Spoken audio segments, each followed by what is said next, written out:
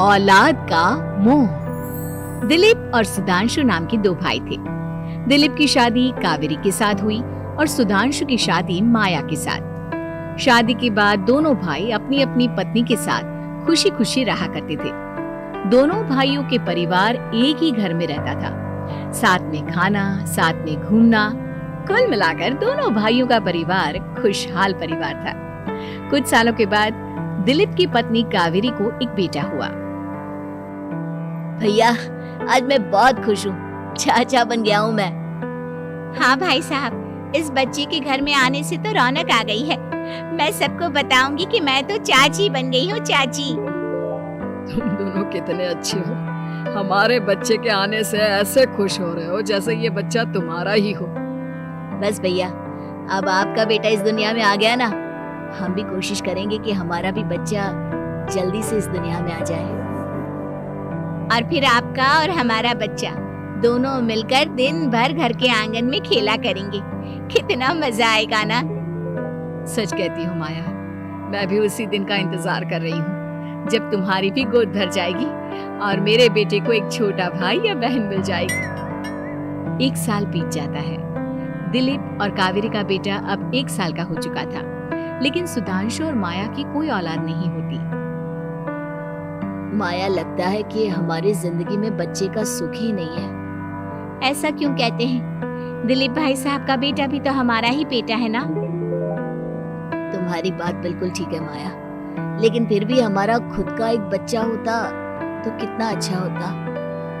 हाँ, कावेरी भाभी भी हमेशा कहती है उन्हें अपने बेटे के लिए एक छोटा भाई या बहन चाहिए। लेकिन देखिए ना, हमारी तो किस्मत ही कितनी खराब है। हमारे तो सारे ट्रीटमेंट भी फेल हो चुके हैं। डॉक्टर ने भी साफ साफ कह दिया है कि तुम कभी माँ नहीं बन सकती। वही तो सुधांशु, बहुत बुरी किस्मत है हमारी। लेकिन माया, हम अपनी किस्मत को इतना क्यों कोस रहे हैं? हम दिलीप भाई साहब के बेटे को अपने बेटे की तरह ही प्यार कर सकते हैं ना। हाँ जी, बिल्कुल सच कहा। मैं भी वैसा कर सकती हूँ। चाची हूँ, उसे छोटी माँ का प्यार नहीं दूंगी क्या? कुछ दिनों के बाद दिलीप का एक दोस्त दिलीप से मिलने के लिए आता है। अरे क्या बात है दिलीप, बधाई हो बधाई। और घर तो काफी बड़ा है तुम्हारा। वैसे तुमने अपने बेटे के बारे में क्या सोचा है?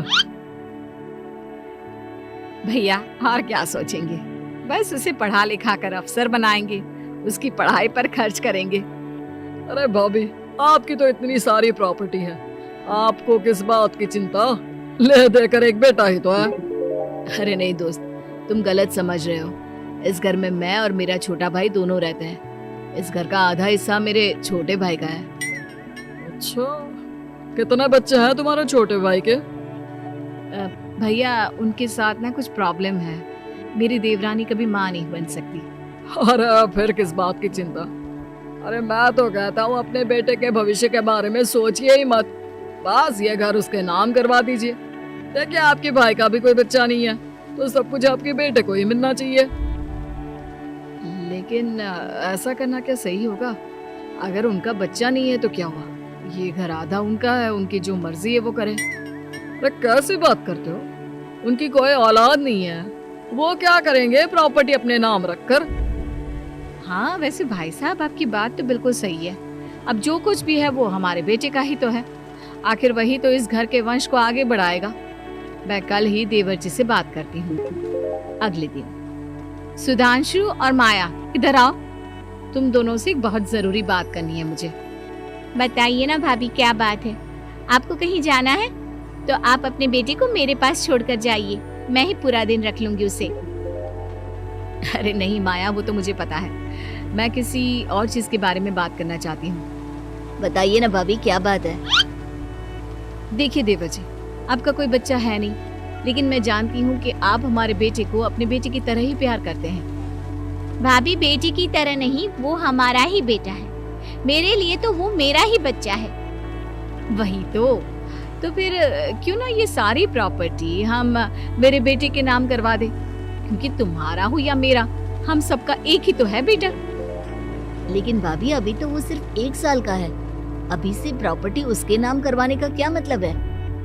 देखिए देवर जी, जो काम जितना जल्दी हो जाए ना उतना अच्छा। आने वाले वक्त का क्या भरोसा। भाभी भरोसा क्यों नहीं, हम तो हमेशा आपके बेटे को माँ बाप की तरह ही प्यार करेंगे। हाँ, लेकिन फिर भी मैं चाहती हूँ कि ये सारी प्रॉपर्टी मेरे बेटे के नाम हो जाए। अब मुझे नहीं लगता तुम दोनों को इसमें कोई भी परेशानी होगी, है ना? भाभी वैसे तो आप जो कह रही हैं वो बहुत जल्दबाजी है, लेकिन फिर भी अगर आपको ऐसा लगता है तो ठीक है, कल ही प्रॉपर्टी के पेपर बनवा लीजिए, मैं और माया उस पर साइन कर देंगे। इस तरह से अगले दिन प्रॉपर्टी के पेपर बनवाकर सारी प्रॉपर्टी दिलीप और कावेरी के बेटे के नाम पर करवा दी जाती है। कुछ दिनों के बाद सुधांशु, सुबह सुबह ये कौन लोग आ गए हैं तुम्हारे घर पर? भैया वो ऊपर वाला कमरा खाली पड़ा था ना, सोच रहा था किराएदार रख देता हूँ। लेकिन किराएदार रखने से पहले आपने हमसे पूछा भी नहीं। भाभी इसमें आपसे पूछने वाली क्या बात थी, हमें एक ही कमरे की जरूरत थी, इसलिए सोचा दूसरा कमरा किराए पर दे देते हैं, कुछ इनकम हो जाएगी। अरे माया, ये सारी प्रॉपर्टी अब मेरे बेटे के नाम पर है और यहाँ पर जो कुछ भी होगा उसके लिए तुम्हें मेरी या दिलीप की परमिशन तो लेनी पड़ेगी ना। हाँ सुधांशु, तुम्हारी भाभी ठीक ही तो कह रही है। अब देखो, तुमने खुद अपने हाथों से ये प्रॉपर्टी हमारे बेटे के नाम की है, वह अभी बहुत छोटा है, तो इस घर से रिलेटेड सारे फैसले तुम्हें हमसे पूछ कर लेने चाहिए। भाभी हमें तो लगा था कि आप हम लोगों से बहुत प्यार करती हैं, लेकिन आप तो हमारे साथ भेदभाव करने लगी। अरे इसमें भेदभाव करने वाली क्या बात है? और मैंने कौन सा तुमसे कुछ गलत मांग लिया? अरे ले देकर मेरा बेटा इकलौता इस पूरे वंश का वारिस है, सब कुछ उसके नाम है। तुम्हें इस बात से जलन क्यों हो रही है? भाभी माया को जलन नहीं हो रही, वो तो बस ऐसे ही कह रही थी। सब जानती हूँ मैं, इसकी खुद की तो कोई औलाद पैदा नहीं हुई, बस इसीलिए जब देखो तब मेरे बेटे पर बुरी नजर डालती रहती है। देखो माया, कावेरी तुमसे बड़ी है, वो जैसा कहती है वैसा करो। और वैसे भी इस घर पर अब तुम लोगों का कोई अधिकार नहीं है, वो तो हम लोगों की भलाई समझो जो तुम्हें अभी तक यहाँ रहने दिया है। भैया आप इतने कैसे बदल गए? इस प्रॉपर्टी ने आपके दिल से हमारे लिए प्यार पूरी तरह खत्म कर दिया है क्या? इसी तरह वक्त बीतता जाता है और देखते देखते दिलीप और कावेरी का बेटा प्रणव 25 साल का हो जाता है और उसकी नौकरी लग जाती है। पापा आज मेरा अपॉइंटमेंट लेटर आ गया है, मैंने सिंगापुर में जॉब ज्वाइन कर ली है। लेकिन प्रणव, विदेश में नौकरी करने जाने से पहले तुम्हें कम से कम अपने मम्मी पापा से एक बार पूछना चाहिए था ना। इसमें पूछने वाली क्या बात है माँ, मैं सिंगापुर जाकर जॉब करना चाहता हूँ तो करना चाहता हूँ। देखो प्रणव, हमने तुम्हारे लिए इतनी सारी प्रॉपर्टी यहाँ पर रखी हुई है, उन सब का क्या होगा? यहाँ रहो, बिजनेस करो। सॉरी पापा, मैं यहाँ रहकर कोई बिजनेस नहीं करने वाला, और ये जितनी भी प्रॉपर्टी आपने मेरे लिए संभाल कर रखी है ना, ऐसे ही किसी को दान में दे दीजिए, क्योंकि मैं सिंगापुर से वापस इंडिया आकर कभी नहीं रहने वाला। दिमाग खराब हो गया है तेरा, जानता नहीं तेरी वजह से हमने तेरे चाचा चाची से लड़ाई करके पूरा घर तेरे नाम करवा दिया था। हाँ तो ऐसा करने से पहले आपको सोचना चाहिए था ना। और मम्मा, मैं तो वैसे भी उस वक्त 1 साल का था, मेरा इस मैटर से कोई लेना देना नहीं है। कैसी बात कर रहा है ये लड़का? अरे तेरी वजह से अपने छोटे भाई से दुश्मनी लेकर बैठा हूँ मैंने तो उसे घर से भी निकाल दिया। जानता नहीं तू, बाजू वाले घर में एक छोटा सा कमरा किराए पर लेकर रहते हैं तेरे चाचा चाची, और ये सब मैंने तेरे लिए किया। देखिए पापा, आपने जो कुछ भी किया अपने लिए किया। मैंने आपसे कब कहा था कि मुझे ये प्रॉपर्टी और घर चाहिए? और वैसे भी अपने भाई के साथ इस तरह का बिहेव करके आपने कोई अच्छा काम तो किया नहीं। तू सही कह रहा है बेटा, हमने तेरे चक्कर में अपने छोटे भाई जैसे देवर और बहन जैसी देवरानी को इस घर से निकाल दिया। बहुत बड़ी गलती हो गई मुझसे। ठीक है मॉम, तो अब आप अपनी गलती सुधारो, लेकिन मुझे तो फॉरेन जाना है, मैं वहीं जाऊंगा। अब आगे क्या करना है ये आपका डिसीजन है। और प्रणव सिंगापुर जॉब करने के लिए चला जाता है। कुछ दिनों के बाद जब दिलीप और कावेरी को अपनी गलती का एहसास होता है तो वो सुधांशु के घर पहुंचती है। सुधांशु, माया, हमें माफ कर दो, हमसे बहुत बड़ी गलती हो गई। क्या हुआ भाभी? आज इतने सालों के बाद अब हम गरीब लोगों के घर क्या करने आई हैं?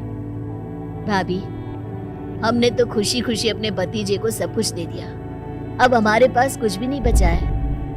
भाई, मुझसे बहुत बड़ी गलती हो गई। जो तेरे जैसे भाई को मैंने प्रॉपर्टी के चक्कर में घर से निकाला और जिसके लिए मैंने ये सब कुछ किया, वो खुद ही विदेश चला गया। भैया भाभी, जिस बेटे के लिए आपने हम लोगों को इतनी तकलीफ दी, आपस के प्यार को बिगाड़ा, जब वही आपसे दूर चला गया तो आपको इस बात का एहसास हुआ। लेकिन माफ कीजिए, अब हम आपके साथ रहने के लिए उस घर में नहीं आ सकते। नहीं नहीं माया, ऐसा मत कहो, मुझसे बहुत बड़ी गलती हो गई। प्लीज वापस चलो, मैं वो घर फिर से तुम्हारे नाम कर देती हूँ। भाभी, मैं उस घर का क्या करूंगी? किसके लिए? मेरा कोई बच्चा नहीं। मैं तो बस जिंदगी भर आप लोगों के साथ प्यार से रहना चाहती थी, प्रणव को अपने बेटे की तरह प्यार करना चाहती थी, लेकिन आपने मुझसे वो अधिकार छीन लिया। भाभी और भैया, एक सवाल पूछना चाहता हूँ आप लोगों से।